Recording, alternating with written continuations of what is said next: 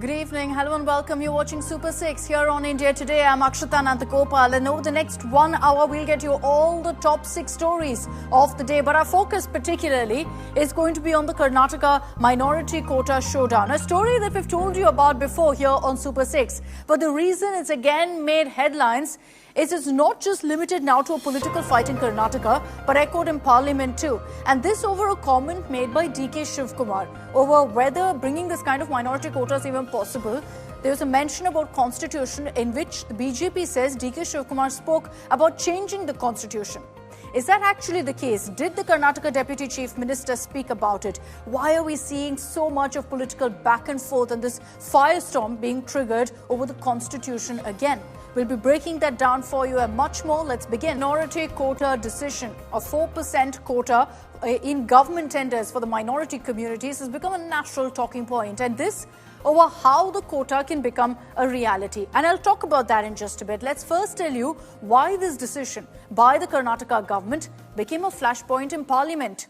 Karnataka Deputy Chief Minister DK Shivakumar in an interview spoke about the quota move and was asked particularly about how religion-based quota can even become a reality considering such a move has previously been struck down by the courts. It's also anti-constitutional. DK Shivakumar said this, and I'm quoting him exactly here. Lots of changes. Constitution will be changing. There are judgments which alters the constitution also. This is exactly word to word of what DK Shivakumar said. Essentially, the Karnataka Deputy Chief Minister speaks, yes, about constitution changing, but suggests that such changes will be made by the courts. Now, it's this particular comment that DK Shivakumar has made that's triggered a political firestorm in Parliament. And here's a glimpse first of the BJP's attack, led by JP Nadda and Kiran Rijiju. Deputy chief minister ने statement दिया है house में कि जरूरत पड़ेगी तो हम संविधान को भी बदलेंगे. This is a very serious matter. और ये लोग बड़े संविधान के रक्षक बनते हैं और ये लोग संविधान की रक्षा करने की बात सारे देश को बताते हैं, ढोल पीटते हैं, वो संविधान की धज्जियां उड़ाते हैं. ये इसके लिए हम रोक करते हैं. But what do you want? What do you want? I want that such laws and rules should be withdrawn and discussion should take place, and Congress party president and the leader of the opposition should answer this question. आज Congress party का संवैधानिक पद पर बैठ करके वरिष्ठ नेता जब बोलता है कि संविधान को बदलाया जाएगा मुसलमानों को रिजर्वेशन देने के लिए, ये हम मंजूर नहीं हो सकता है. मैं कांग्रेस पार्टी से कहना चाहता हूं, आप अपना पोजीशन क्लियर करो. अगर आप मानते हैं, अगर आप बाबा साहब अम्बेडकर का संविधान को मानते हैं, तो आपके वो संवैधानिक पद पर बैठ करके जो आज ये बयान दिया है उसको तुरंत बर्खास्त करो और अपना पद को उसको छीन लो उससे, नहीं तो आप नाटक मत करो. Now, the Congress, meanwhile, has rallied behind DK Shivakumar, with Kharge hitting back at the BJP in Parliament. Let's get you details of what Mallikarjun Kharge said when you had JP Nadda Rijiju leading this attack. कौन सा वो आदमी जिनको कहा देश का संविधान बदलने वाले हैं? देश का संविधान जो डॉक्टर बाबा साहब अम्बेडकर ने बनाया वो कोई बदल नहीं सकता. रिजर्वेशन भी कोई खत्म नहीं कर सकता. और उसकी रक्षा के लिए हम कन्याकुमारी से कश्मीर तक हमने पूरा भारत जोड़ो यात्रा की. ये भारत तोड़ो करने वाले ये सब रिजर्वेशन को धज्जियां उड़ाने वाले लोग. Okay, let's bring in our reporters from the ground. We've got Piyush Mishra joining us with all the updates on the BJP's attack. Moshmi Singh, who tracks the Congress for us, is also joining us on this broadcast. Good evening to both of you. Moshmi, I'd like to begin with you. Now, I started off this broadcast by quoting exactly what DK Shivakumar said in that interview, where he did very much speak about the constitution changing to be able to accommodate this kind of minority quota or religion-based quota. So what exactly is the Congress saying to fight this back? Because they claim it's a fake narrative. Now, if you look at that interview, that's exactly what DK Shivakumar said. You're right, Akshita. DK Shivakumar in that interview mentioned some certain words like the constitution, linking it to reservation, to the Muslim community. He's talking about changing the constitution in good times, and all that entire statement has a potential and had the potential to snowball into a huge row. So the Congress, in fact, we can see that is at pains trying to defend DK Shivakumar because they can't abandon the statement or the leader of that stature who's at the helm of affairs in the Karnataka government. And clearly, it's put the Congress on the burner as far as the BJP is concerned, and given the BJP a huge shot in the arm to target the Congress as far as constitution and upholding the values. So, and that's Just a why quick you've seen just a quick that. follow-up, Moshmi. There are some reports that suggest that the High Command has sought a clarification from DK Shivakumar. Is that true? No, I don't think that is correct because if you see the timeline, and I was coming to that, Akshita, that we've seen Mallikarjun Kharge defend DK Shivakumar on the floor of the House, saying that the minister has not given any statement like that, and Jairam Ramesh giving a privilege notice to JP Nadda, moving a privilege notice Yeah. on JP Nadda and Kiran Rijiju. So that means that the Congress is backing DK Shivakumar completely for the want of the fact that they don't want to add fuel to the fire by admitting that he made an error. Okay. Piyush, let me bring you in on this broadcast as well. As Moshmi pointed out, Jairam Ramesh has already moved that privilege motion against Mr. JP Nadda. How is the BJP going to be continuing their fight over this? It's very clear, looking at how the BJP big guns spoke today, that this is an issue they'll continue to take forward in Parliament.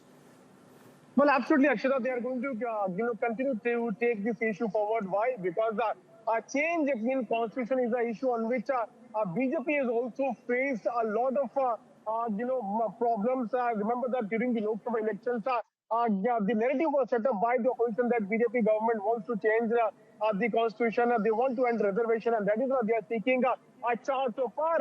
So now the BJP wants to bust that entire narrative which was built by opposition, and that is why on the statement of DK Shivakumar, BJP is going all out against this statement, and tomorrow also we can expect the entire issue to be echoed in both the houses of Parliament. Remember that today in the morning, the moment the House resumed in Lok Sabha and Rajya Sabha, in both the houses, BJP raised this entire matter and sought clarification from Rahul Gandhi. In fact, the BJP has also asked DK Shivakumar to resign if he is not able to clarify. So BJP has now made a huge issue. In fact, BJP has gone on to say that the Congress party wants to give a backdoor entry to the Muslim community by giving reservation of a reservation which is meant for OBC, SC and SC to Muslim community. So a lot of allegations versus counter allegations taking place. We'll have to wait and watch. What's interesting is that we're seeing today in Parliament sessions being adjourned because of the Treasury benches. Because of the Treasury benches being up on their feet and protesting over DK Shivakumar's comment. Thanks very much, Piyush. Thanks, Moshmi, for joining us with all of those details. DK Shivakumar right now has also clarified on this entire controversy. He claims he's been misquoted, that he didn't speak about changing the constitution. But like I said, right at the beginning of the broadcast, I explained to you exactly what DK Shivakumar had said. So you can break it down, interpret it whichever way you want. Here's DK Shivakumar's clarification. On the basis of the backward class, what is in my state, on that basis, my government has taken a call.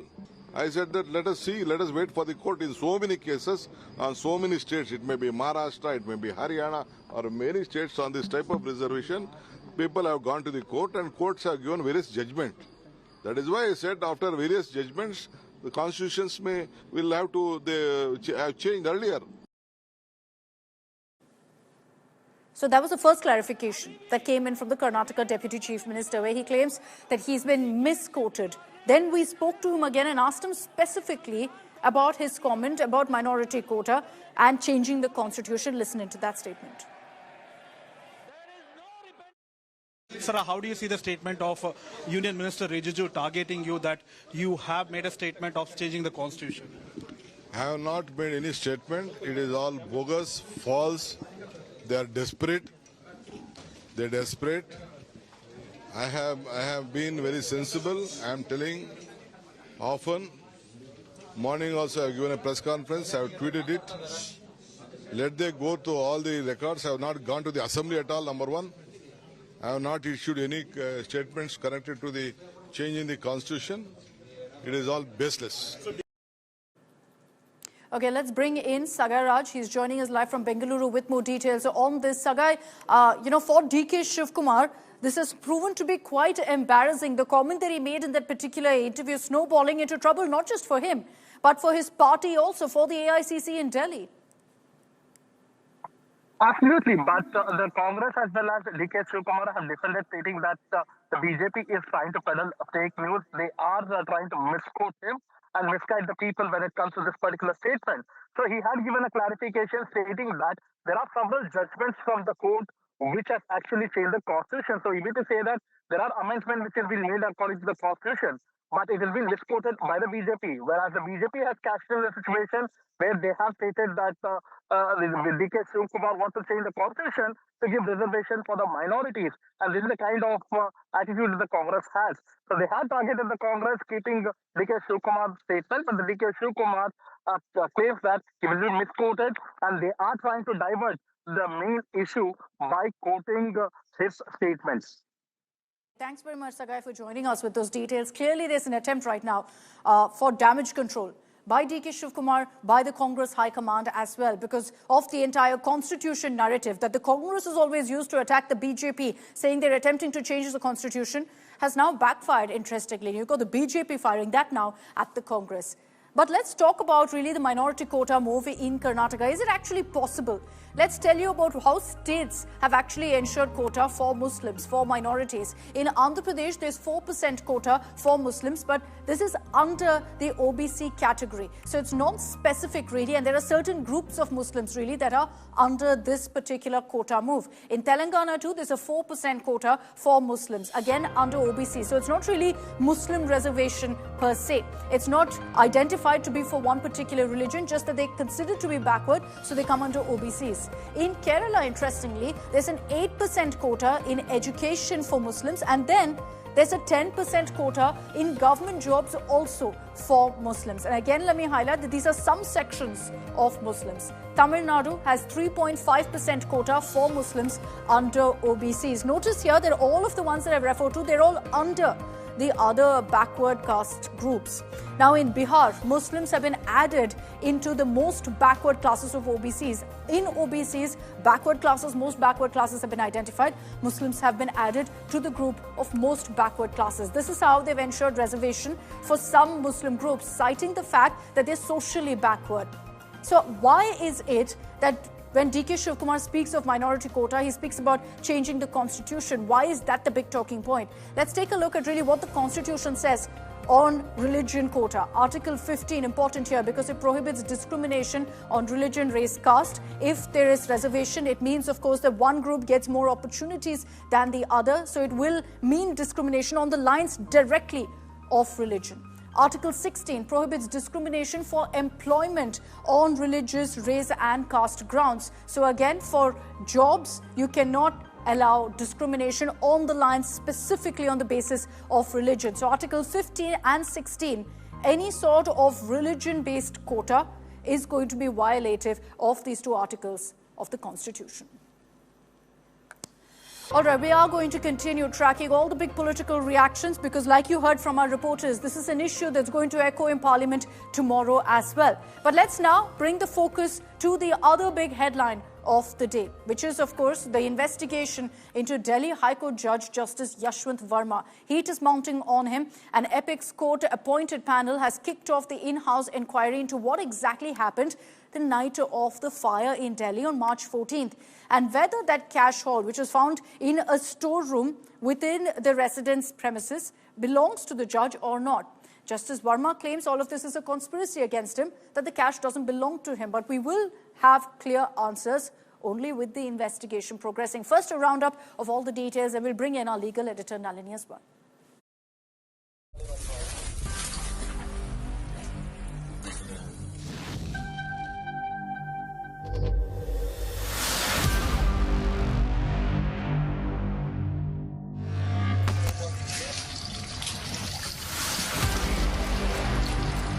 wads of cash reduced into ashes. This video of alleged cash haul is mounting the heat on the Delhi High Court Judge, Justice Yashwant Varma. The judge has been de-rostered by the High Court and all judicial work withdrawn, while the probe into alleged cash haul is ramping up. A 3-member High Court judge panel has launched an in-house inquiry on the unaccounted cash. Under the spotlight are the first responders to the fire at the judge's home. They will be quizzed on what happened on March 14th. The authenticity of the cash video and the site where money was found will be verified. The staff and security will be interrogated. The statements by the judge, the Delhi Police and the Delhi Fire Services will also be probed. The judge's call records are under scrutiny for 2 reasons: what information he received the night of the fire and what calls he made after receiving the call on the fire at his home. Justice Yashwant Varma has denied all allegations linking him to the burning cash, claiming the storeroom where it was allegedly found was accessible to all. The incident has left the legal fraternity divided. Cash recovered it's not common. You'll either set up a shell company, send it to the Cayman Islands or something similar, especially if you have legal training. So therefore, I think that there are many questions to be asked. देश का सबसे premiere high court के ये जज हैं और बड़े senior member हैं जुडिशरी के, तो इसको जब तक प्रॉपरली इन्वेस्टिगेट करके पाया नहीं जाता कि सच क्या है, कुछ भी इसमें करना उसके पहले गलत रहेगा. The cash haul row echoed in Parliament, with Rajya Sabha Chairman Jagdeep Dhankar holding a key meet with Leader of the House JP Nadda and Leader of Opposition Mallikarjun Kharge. The opposition is demanding a statement from the Law Minister. We want the Honorable Law Minister to make a statement and make a statement here in the Parliament, because Parliament is the supreme body and we should be aware about what the government and the Honorable Supreme Court is doing. Claims and counterclaims mounting in the cash haul. All eyes are on whether the SC-appointed panel can unveil the truth. Bureau Report, India Today. Okay, let's talk about really the cash seizure and what the investigation will look like. I've got with me my legal editor, also Nalini Sharma, with us here in our studios to explain what the 3-member panel will actually investigate. Let's put that out on our screens right now. Nalini, first on the angle of the first responders, what really will the 3-member panel look into here? Well, Akshita, first thing, it's important to understand that this 3-member panel is going to be a fact-finding inquiry, which means that they're not going to be investigating anything. Rather, they will be putting together the chain of events that happened on the 14th of March to determine what are the facts. Why they're doing that is because there are several contradictory statements. The statements are not clear of even the officials. So that's important. Now, when we talk about the first responders in this case, what the inquiry panel is essentially going to do is call upon the first responders who were the fire officials, who were the ones who made that video. They're trying to determine the authenticity of the video, and they're also trying to determine the location, which is whether that video is from Justice Varma's residence or not. Okay, so authenticity of the video that's been recorded, the verification of the location where the cash was burnt, all of that will be looked into. There's also going to be, as Nalini told us, a call upon the staff, security who were deployed at the judge's home on the night of the fire. Let's talk about the other aspect of this, Nalini, on contradictory statements, and there have been a few. So that's something we understand that the panel will also focus on. Tell us about that. Well, absolutely. The first and the most important in that respect is the statement that was given by the Delhi Fire Services chief. Because as we remember, he had initially denied the fact that there were any cash bundles found in the residence, and later on gone back to his own statement. So the primary thing that they're going to determine is that which of the statements is true and why was there a contradictory statement given by the Fire Services chief.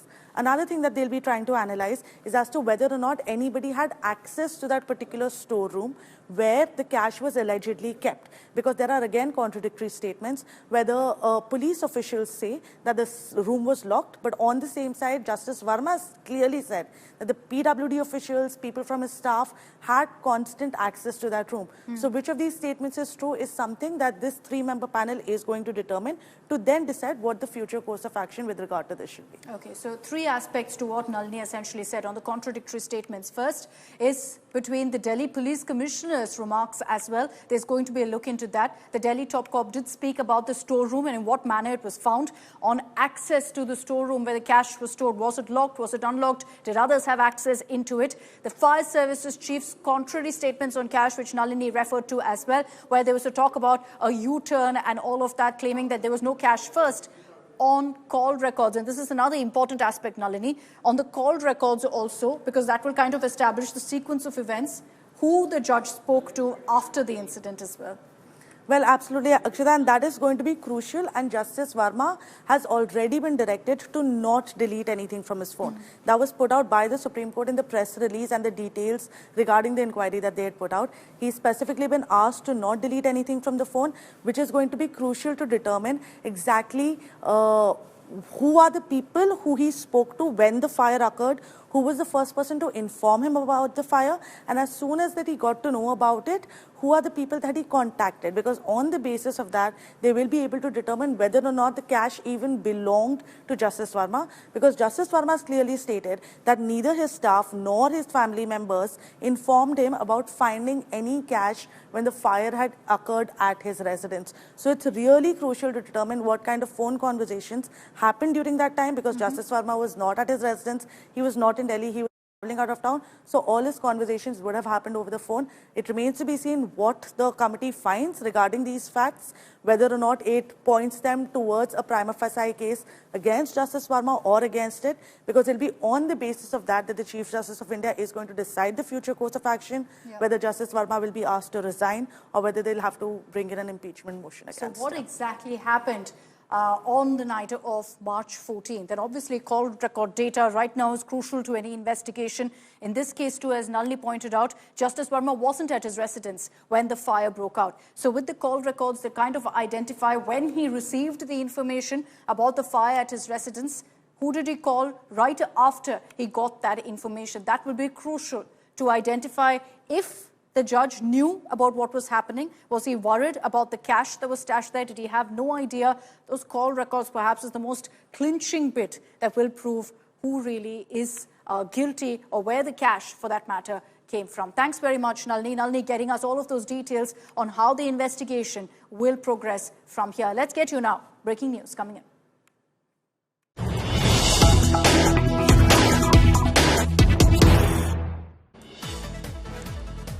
All right, we're also getting you updates now coming in about Vice President Jagdeep Dhankar, the Rajya Sabha chair, meeting with, in fact, JP Nadda and Mallikarjun Kharge. So this is the Rajya Sabha chair meeting with the leader of House in the Rajya Sabha and the leader of opposition in the Rajya Sabha. They've discussed the cash haul case.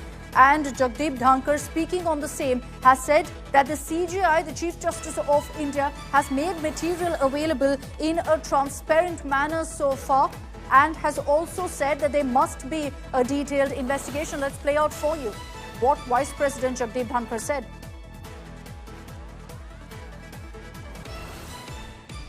I am grateful to the leader of the House, Naddaji, and leader of the opposition, Kharge.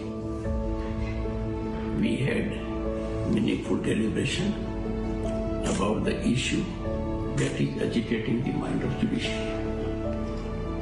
It is for the first time since independence that a Chief Justice has, in a transparent, accountable manner, put all material available to him in public domain and shared it without keeping anything with the court. This is a step in the right direction. Constitution of a committee by the Chief Justice of India and the alertness he has reflected is also a factor that needs consideration.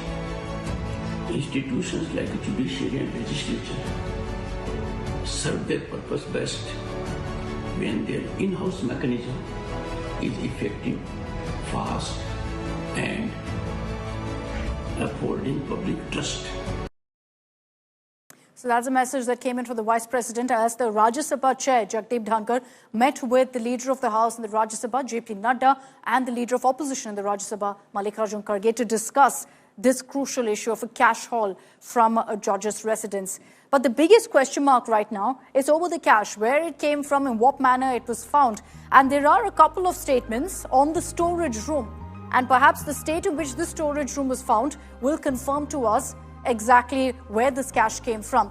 The Delhi Police Commissioner, the Delhi top cop, has said that the storage room was found locked. This is his version.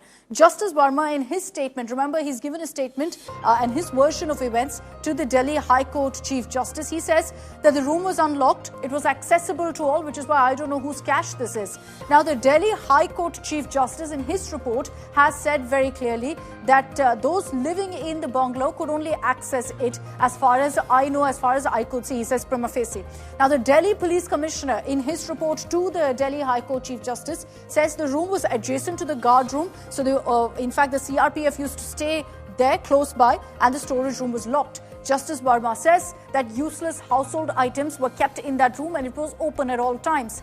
Now, the Delhi High Court Chief Justice, based on these versions and what he saw, has said that it seemed that it could only be accessed by those in the bungalow. So he refers to servants, gardeners, the Public Works Department officials who are there, all of them only could enter. Now, this is all in the report that's been uploaded by the Supreme Court. It's a report that the Delhi High Court Chief Justice has handed over to the Supreme Court, as is the norm. And he's also referring to this, pushed for a more detailed investigation. But there's a larger discussion right now that's taking place about whether there is a need to ensure more regulation of the judiciary. Can the judiciary be judging or regulating the judiciary? Now, here's an important aspect that we thought we should also put the spotlight on.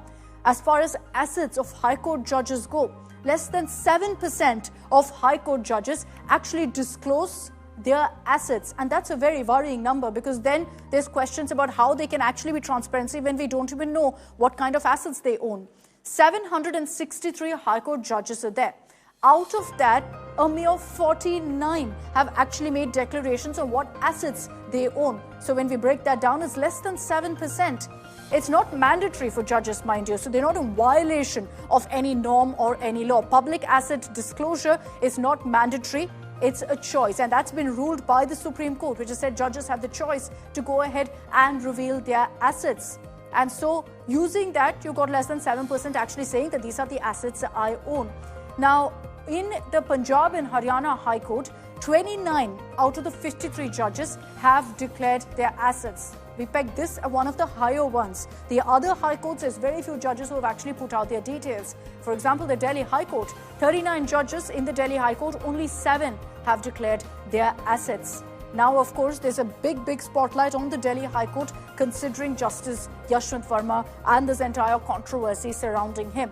But clearly, there perhaps is going to be a conversation about the need for more transparency. This is right now optional for judges to declare their assets.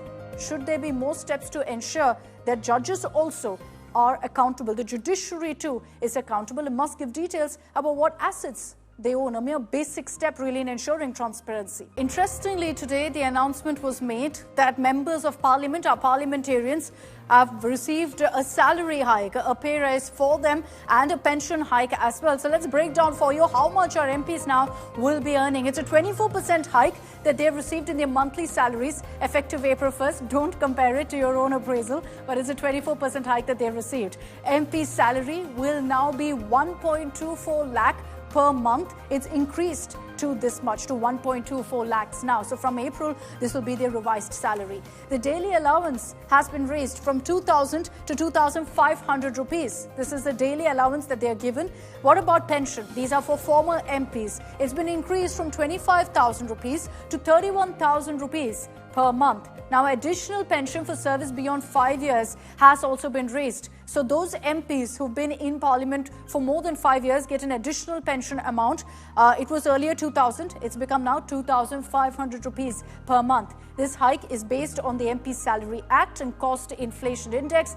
No prices for guessing. This is one of the few issues that smoothly went by in Parliament where every political party was on board. So 24% hike, what do you think of that? Do you think that our MPs deserve it? Well, either way, from April 1st, it's a reality.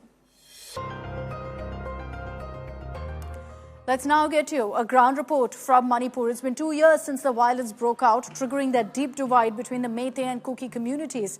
India Today's Nalini Sharma was in Manipur over the weekend. She gets us this ground report on what the situation currently is today.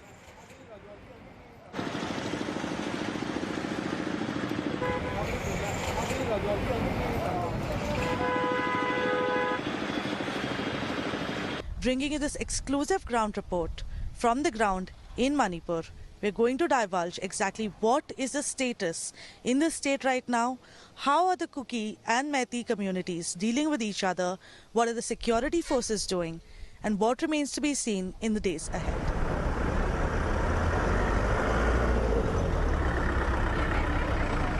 It's the evening before the Supreme Court judges' delegation is set to visit the Manipur relief camps to see what the situation of the people who have been the worst affected by the violence that's going on in Manipur for the past 2 years has been like. In Churachandpur, a group of women that have gathered together on the road to ensure that nobody in Churachandpur, that mainly consists of the Kuki community, is actually breaking curfew and moving around outside after the curfew has been imposed.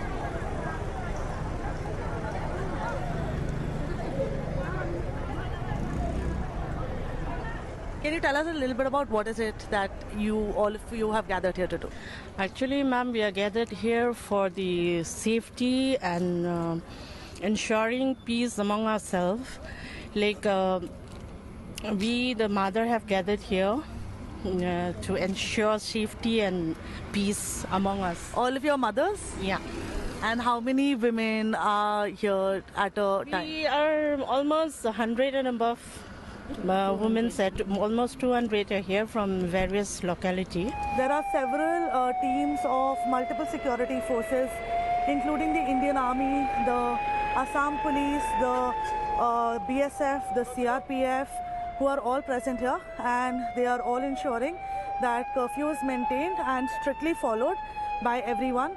And this, remember, is happening just days after clashes had already broken out in the Churachandpur district on Tuesday between two sub-communities of the larger Kuki-Zo tribe, where there were Mars and there were Zomis who had indulged in violence just ahead of the visit of the Supreme Court judges, which is why there are even more stricter measures that have been imposed in the district right now to ensure that, especially during the time when the Supreme Court judges are in the state, there is no untoward incident that actually takes place, and everybody maintains peace and they maintain calm, and they ensure that only the authorized persons are being allowed to be on the road.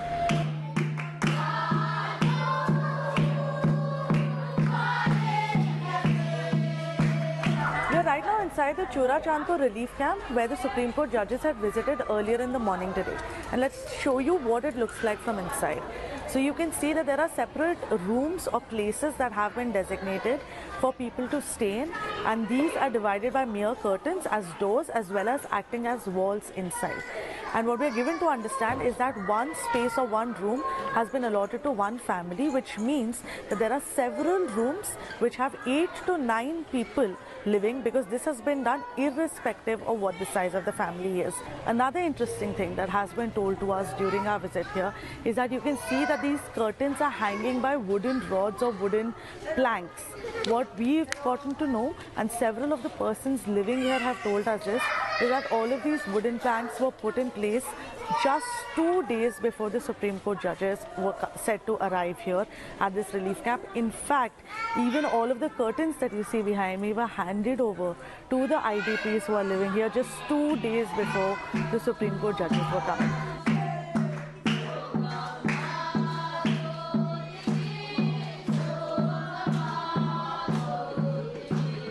The buffer zone in Manipur has several security forces, the BSF, the Assam Police, the CRPF, the Indian Army, all stationed a few meters away from each other to ensure that there is no untoward incident that happens around this area.